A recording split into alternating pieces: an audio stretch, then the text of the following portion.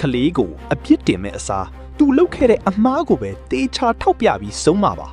လူကိုမုန်းတီးသွားတာမျိုးမဖြစ်ပဲမိမိလုပ်ရက်ကိုပြင်ဆင်ရမှန်းသိသွားပါလိမ့်မယ်ကလေးတွေကိုအခြားသူတွေနဲ့နှိုင်းယှဉ်ပြီးပြောဆိုဆုံးမတာမျိုးကိုလုံးဝရှောင်ကျဉ်ပါမိမိကိုယ်ကိုယုံကြည်မှုပျောက်ဆုံးပြီးအားငယ်စိတ်ဒဏ်ရာရသွားနိုင်လို့ပါစိတ်ဆိုးဒေါသထွက်နေတဲ့အချိန်မှာကလေးကိုစကားကြမ်းတမ်းစွာအော်ဟစ်အပြစ်မတင်ပါနဲ့လူကြီးတွေရဲ့ဒေါသပုံရိပ်ကကလေးရဲ့စိတ်ကိုကြောက်ရွံ့တုန်လှုပ်စေပါတယ်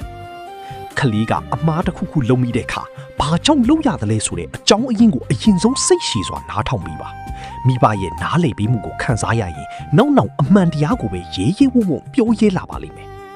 ရိုက်နှက်ဆုံးမခြင်းထက်ကလေးအနှစ်သက်ဆုံးအရာကိုခိတ္တပိတ်ပင်တာမျိုးနဲ့အပြစ်ပေးပါရိုက်နှက်ခြင်းကကလေးကိုရန်လိုတဲ့စိတ်နဲ့နာကျင်မှုကိုပဲတိုးပွားစေပါတယ်ကလေးရဲ့ထူးချွန်မှုနဲ့ကြိုးစားမှုကိုတွေ့တဲ့အခါနှမျောမနေပဲချီးမွမ်းစကားပြောပြီးပါမိဘရဲ့ချီးကျူးမှုကကလေးကိုပိုကောင်းအောင်လှုပ်ချင်စိတ်ဖြစ်ပေါ်စေပါတယ်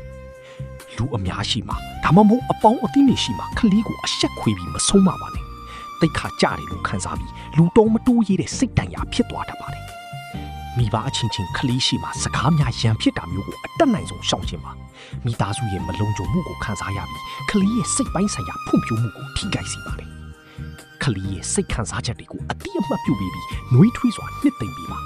မိဘတွေကကလေးကိုဂရုစိုက်တယ်ဆိုတဲ့အတိကကလေးအတွက်အကြီးမားဆုံးခွန်အားဖြစ်စေပါတယ်ကလေးကိုဂတိပေးထားတဲ့အရာတွေကိုတတ်နိုင်သမျှတိအောင်ကြိုးစားပါဂတိပြတ်တာများလာရင်မိဘအပေါ်ယုံကြည်မှုရှုံးနေသွားပြီးသူတစ်ပါးကိုမယုံကြည်တဲ့စိတ်ဓာတ်ရသွားနိုင်ပါတယ်